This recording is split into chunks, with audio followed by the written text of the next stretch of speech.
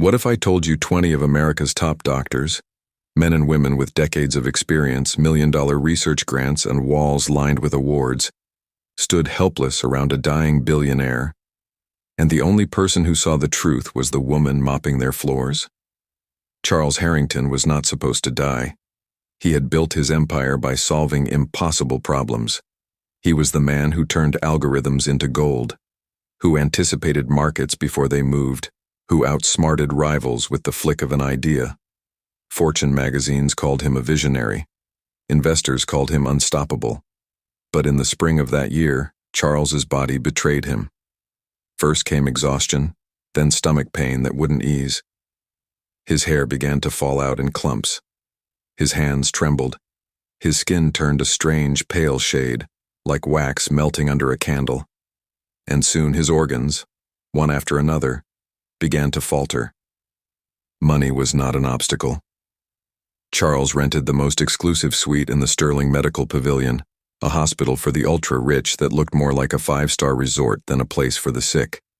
His private wing had chefs instead of cafeterias, silk sheets instead of scratchy linens, and walnut-paneled walls hiding ventilators and oxygen lines. It cost more per month than most people would earn in a lifetime. And with that money came talent. The pavilion assembled a team of 20 specialists. They flew in on private jets, arrived in tailored suits, and surrounded Charles's bed with technology few hospitals even dreamed of owning. Every day they debated. Every day they ran tests. Every day they prescribed new treatments. And every day Charles only grew worse. Machines beeped. Nurses whispered. The best minds in American medicine frowned over charts, perplexed. The billionaire who had conquered markets was losing a battle that no amount of money could win. And yet, someone else was watching. She moved quietly, unnoticed. She pushed a cart stacked with cleaning supplies. She scrubbed the mahogany panels, polished the glass monitors, replaced trash bags no one else thought about. Her name was Marissa Cole, a 38-year-old single mother working the night shift. To the world around her, she was invisible. But her eyes caught what theirs did not. She saw the faint yellowing of Charles's nails, the strange dark tint in his gums, the unnatural way his hair fell out. She smelled something metallic beneath the antiseptic and cologne. And in that instant, a memory surged back. Long nights in a college chemistry lab, textbooks she once devoured, lectures she still remembered word for word. The doctors saw a mystery. Marissa saw a formula. And she knew, with terrifying certainty, what was happening. Charles Harrington wasn't dying of disease. He wasn't wasting away from bad luck or some rare genetic twist. He was being poisoned. And the most shocking part? The killer wasn't hiding in the shadows. The killer was walking through that room every single day. Marissa Cole didn't plan to spend her life scrubbing floors. In fact, when she was 18, her path seemed almost inevitable. She was destined for the lab, not the mop bucket. At Jefferson University, she stood out immediately. While others struggled to memorize chemical formulas, she understood them like second nature. Complex reactions were puzzles to her, and she solved them with ease. Professors singled her out for praise. One told her she had the sharpest mind in his career. Another encouraged her to apply for research fellowships usually reserved for graduate students. Her notebooks were works of art, clean, precise, filled with diagrams and calculations that could rival published papers. But life doesn't care about potential. In her sophomore year, tragedy struck. A car accident claimed her parents, leaving behind 3 younger siblings. Overnight, Marissa became both sister and mother. Tuition money became grocery money. Her days of titration curves and lab goggles were replaced by nights at a cashier job and mornings making school lunches. I'll go back someday, she told herself. But someday slipped further away with every electric bill, every medical emergency, every new responsibility. By the time her siblings were grown, the world had moved on. And then came her own children. Marcus, quiet and thoughtful, with a love for sketching comic books. Tasha, bold and determined, who wanted to be a lawyer one day. They were her pride, but also her responsibility. Raising them alone meant finding a job that paid, any job. That's how she ended up at Sterling Medical Pavilion. Not as a scientist, not as a technician, but as part of the night cleaning crew. Her uniform was plain. Her badge just said, Environmental Services. Most staff never learned her name. To them, she was invisible. They walked past her without eye contact. They discussed complex medical puzzles inches away, assuming she couldn't possibly follow. But invisibility came with advantages. It gave her the freedom to listen, and it gave her time to keep learning. At home, after long shifts, she read borrowed textbooks while her children slept. She scrolled through free chemistry lectures online. She downloaded research papers from university portals she could still access with an old student login. The passion never left her. So while others saw a cleaner, Marissa knew she was something more. Her knowledge hadn't vanished. It had simply gone unrecognized. And when she wheeled her cart into Charles Harrington's suite, when she saw his symptoms with her own eyes, all that knowledge came rushing back. She knew the doctors were wrong. She knew what was killing him. The question was, would she dare to speak? In the Sterling Pavilion, Charles Harrington's case had become the crown jewel of medical challenges. Every hallway conversation, every late-night consultation circled back to him. And yet, despite the effort, the billionaire's condition grew worse by the hour. The conference room outside his suite had turned into a war council. 20 specialists gathered daily, armed with charts, scans, and lab reports. The walls were lined with glowing monitors displaying his vital signs, each dip in the numbers sparking anxious whispers. Dr. Leonard Graves, the silver-haired leader of the team, commanded the room with quiet authority. His reputation stretched across decades. When he spoke, younger doctors stopped mid-sentence. "We've ruled out autoimmune disorders," he announced one morning, pacing slowly before a whiteboard covered in complex diagrams. "We've ruled out viral infections, genetic mutations, and even environmental triggers. The decline continues without explanation. Gentlemen, we must consider unconventional possibilities." Murmurs rippled through the group. One specialist suggested mitochondrial diseases. Another floated the possibility of a rare cancer yet to be detected. Someone else mentioned a neurological disorder too obscure for most textbooks. The air buzzed with theories. Each one sophisticated, each one leading nowhere. Meanwhile, Marissa was there, dusting shelves and wiping tables as if the fate of a billionaire didn't hang in the balance. She pushed her cart softly across the polished floor, head lowered. No one addressed her. No one noticed her. But her ears were open, and her mind, though silent, was far from idle. She heard them describe Harrington's latest symptoms: numbness creeping up from his feet, sudden confusion, liver enzymes spiking, hair loss accelerating. Each symptom was presented as though separate. To the doctors, it was a storm of unrelated data. To Marissa, it was a perfect pattern. Her eyes flicked to the nightstand. The jar of hand cream sat there again, glossy black with silver lettering. She remembered seeing Martin Keene, Harrington's longtime rival turned supposed friend, placing it carefully by the bedside. Too carefully, too deliberately. Every instinct Marissa had screamed that this wasn't a comfort item, it was a weapon.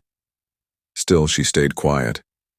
She had learned the price of speaking in places where uniforms dictated worth. The one time she'd corrected a nurse about cleaning supplies, she'd been scolded for pretending to know more than her station.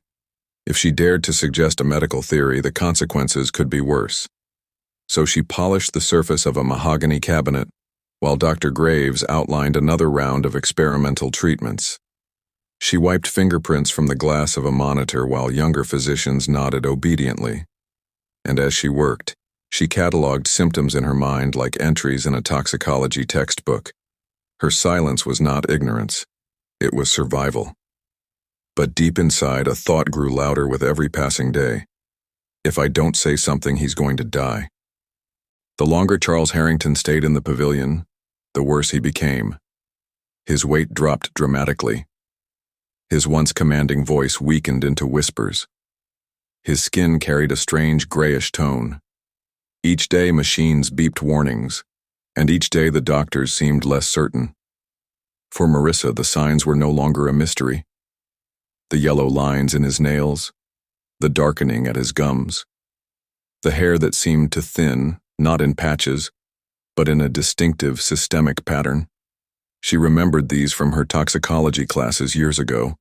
She had studied them in case reports and old textbooks.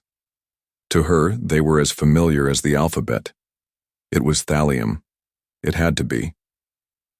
She tried to ignore the thought, tried to convince herself she was imagining things.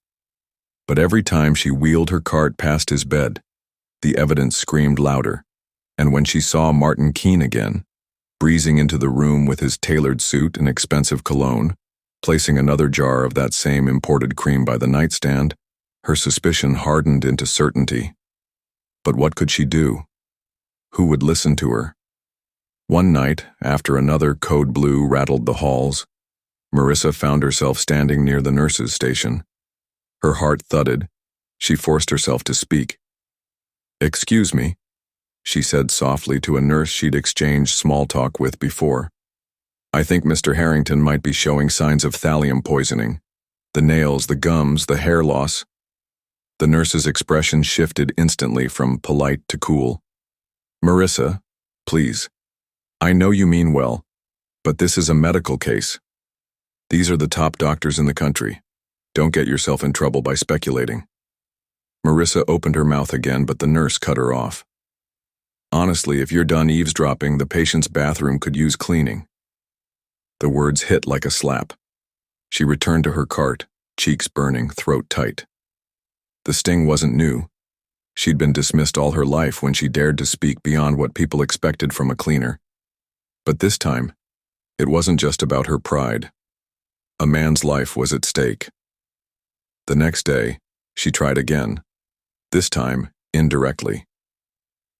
While wiping down Dr. Leonard Graves's office desk, she scribbled a note on hospital stationery and slipped it onto his clipboard. "Check for thallium poisoning."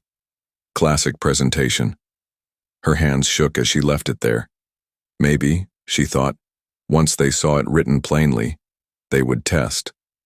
But the following morning, as she pushed her cart down the hallway, she heard laughter spilling out of the doctor's conference room.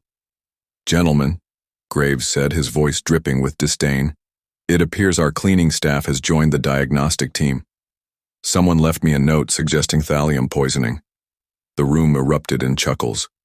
"Next thing you know, they'll be recommending surgery." The laughter stung worse than any reprimand. Marissa froze in the hall, gripping her cart so hard her knuckles whitened. They weren't going to listen. Not now. Not ever. And Charles Harrington was running out of time. That night, as the hospital settled into its uneasy rhythm of midnight beeps and hushed voices, Marissa sat alone in the staff break room. The laughter she had overheard earlier still echoed in her ears. Her note, her warning, had been turned into a joke. And yet, the signs were undeniable. Charles Harrington was deteriorating fast. She'd seen the latest lab reports left carelessly on a counter. Liver enzymes climbing, kidneys faltering, neurological tests showing rapid decline. Every page confirmed what she already knew. He didn't have weeks. He might not even have days. Marissa stared at her reflection in the vending machine's glass. The woman who looked back was tired. Hair pulled back, uniform smudged from work, dark circles beneath her eyes. But behind those eyes was the same mind that once earned top marks in toxicology courses. The same mind professors had once called extraordinary. If the doctors refused to listen, then she would prove it herself. She made her decision.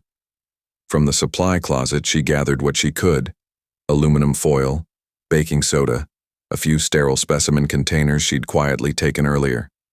Cleaning solutions that, in the right combinations, could mimic the old tests she remembered. Crude tools, but chemistry didn't care about polish. It cared about principles. Her hands trembled as she slipped into Harrington's suite while the nurses changed shifts. The room was dim, monitors casting a pale blue glow across his gaunt face. On the nightstand sat the jar of cream, elegant and ominous. With practiced efficiency, Marissa scooped a small amount into a container and slipped it into her pocket. She whispered a silent apology to the unconscious man, then wheeled her cart away as though nothing had happened. In the maintenance closet, she worked quickly. Her improvised setup looked nothing like the sleek lab she once loved, but the process was the same. She measured, mixed, and waited, whispering formulas under her breath. Sodium compounds, reaction pathways, fragments of knowledge that had lived in her mind for 15 years came back as if she'd never left. Then, under the harsh fluorescent bulb, it happened. The reaction produced a faint but unmistakable change, the kind her old professor had described in detail. Thallium. Her breath caught, her knees nearly buckled. She pressed a hand to her mouth, stifling a sob of relief and fear. It wasn't imagination. It wasn't desperation. It was real. She snapped a photo with her phone, the crude experiment glowing in her trembling hands. Proof. But proof came with risk. If she revealed this, she could lose her job, her only income, the roof over her children's heads. She could be accused of tampering, of overstepping, of violating every boundary set for someone in her role. Still, as she tucked the sample into her locker, her mind was clear. Better to risk everything than to stay silent while a man was murdered before her eyes. By the next morning, Charles Harrington was barely conscious. His breathing had grown shallow, his speech reduced to groans, his body shrinking into the hospital bed like a shadow of the man he had once been. The pavilion buzzed with urgency. Nurses rushed, machines blared, and yet no treatment made a difference. The specialists gathered again in his suite, 20 of them in a semicircle, their crisp suits and white coats, a wall of authority. They debated in hushed but urgent tones, tossing out terms like autoimmune cascade, progressive neuropathy, and rare systemic disorder. Charts littered the tables, digital scans glowed on monitors. The best of the best were running out of explanations. Marissa lingered outside the door, her cleaning cart parked as camouflage. Her chest tightened. She clutched the photo of her improvised experiment inside her pocket. The decision pressed on her like a weight. Stay silent and let him die, or step into a room where she had no right to speak and risk everything. She pushed the door open. Every head turned. "This is a closed medical conference," Dr. Graves said sharply, irritation flashing across his face. "Please remove yourself." Marissa's voice shook at first but steadied as she spoke. "Mr. Harrington is dying of thallium poisoning, and I can prove it." Silence, then scoffs. A few of the doctors exchanged amused glances. A janitor making diagnoses? Absurd. But Marissa stepped forward anyway, laying her evidence on the table. A container with residue from the cream, her notes on the symptom progression, a printed photo of her crude but undeniable test. "Look at him," she said, pointing to Harrington's frail figure. The hair loss, the discoloration at the gums, the yellow lines in the nails, the neuropathy. It's textbook. I ran a field test last night. The cream on his nightstand contains thallium, small doses absorbed through the skin. It's been killing him slowly. Dr. Graves's jaw tightened. This is ridiculous. Heavy metal poisoning was ruled out weeks ago. Marissa met his eyes without flinching. Not if the doses are small and consistent. Standard panels would miss it, but cumulative exposure explains every single symptom. For the first time, there was hesitation in the room. Dr. Aaron Patel leaned forward, scanning her notes. This actually fits," he murmured. "The neuropathy progression, the gastrointestinal collapse, the alopecia, it all matches thallium toxicity. And if the cream is the delivery system..." He looked at the jar on the nightstand, then back at Marissa. "She's right." Murmurs rose. Some nodded reluctantly. Others frowned, unsettled. Graves tried to protest, but the doubt had already spread. "Run a focused toxicology test," Patel ordered suddenly. "Now, on the cream and on his blood." The room erupted in controlled chaos. Nurses rushed samples to the lab. Doctors huddled around monitors. The air shifted from dismissal to possibility. Minutes stretched into an eternity. Then a nurse burst back through the door, breathless. "Confirmed," she said. "High levels of thallium in both the cream and his blood." The room froze, and in that silence, every specialist realized the truth. It wasn't brilliance or credentials that had solved the mystery. It was the woman they hadn't even seen. The suite erupted in motion the moment the toxicology report came back. Nurses dashed for medication. Orders flew from every corner. The antidote, Prussian blue, one of the only known treatments for thallium poisoning, was rushed to the bedside. For the first time in weeks, there was direction, clarity, and hope.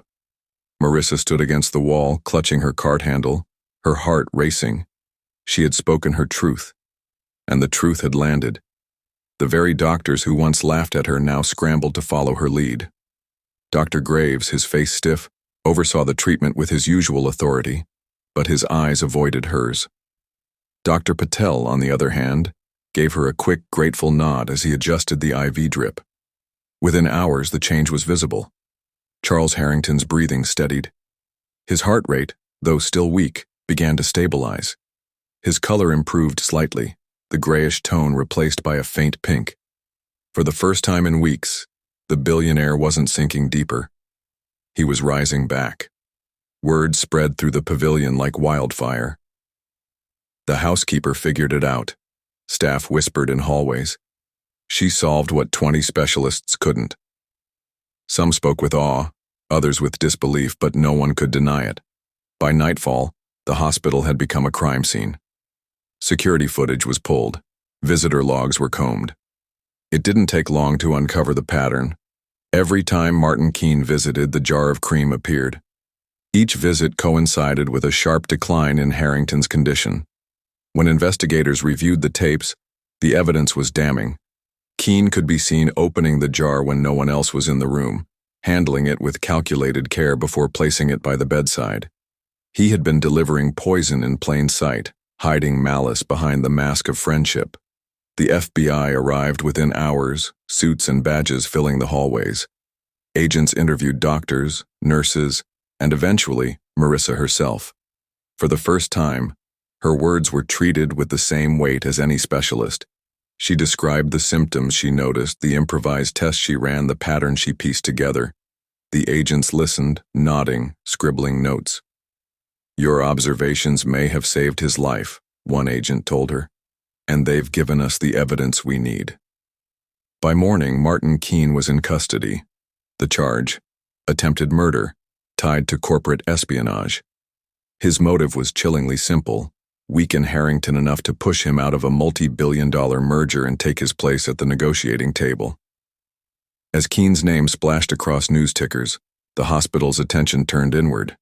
The billionaire lived. The poisoner was caught. But the biggest shock of all was that none of it had been solved by the men in suits or the women in white coats. It had been solved by the woman in the plain blue uniform, the one they had all overlooked. And though Harrington was still fragile, still in recovery, there was no denying one fact. Marissa Cole had changed everything.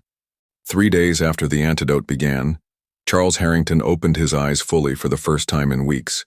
His voice was hoarse, his body frail, but he was alive. Alive because someone no one had expected saw what 20 experts could not. Dr. Graves stood at his bedside, clearing his throat. "Mr. Harrington," he said carefully, "you were poisoned.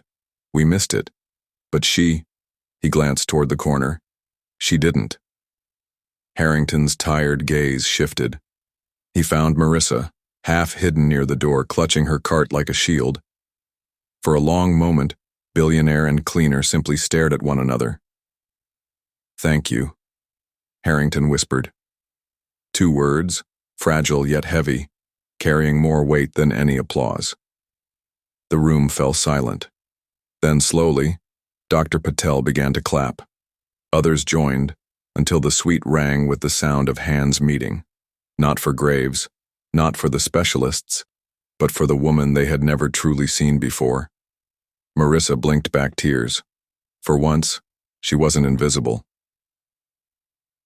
In the weeks that followed, the hospital hierarchy shifted in ways no one could have predicted. Doctors who once brushed past her now nodded in greeting. Nurses asked her opinion, even if only in passing. She was still in uniform, still carrying her cart, but the air around her had changed. People saw her differently now, saw her mind, not just her mop. But the greatest change came when she was called to Harrington's downtown office. The skyscraper was intimidating, the lobby filled with marble and glass, the kind of place she usually passed by on her way to the bus stop. Yet here she was, escorted to the top floor, where Harrington himself waited, thinner but recovering, his presence still commanding. "Ms. Cole," he said, rising slowly to greet her. "I've had time to think. I built my empire by spotting talent before others did, and I nearly lost my life because no one spotted yours."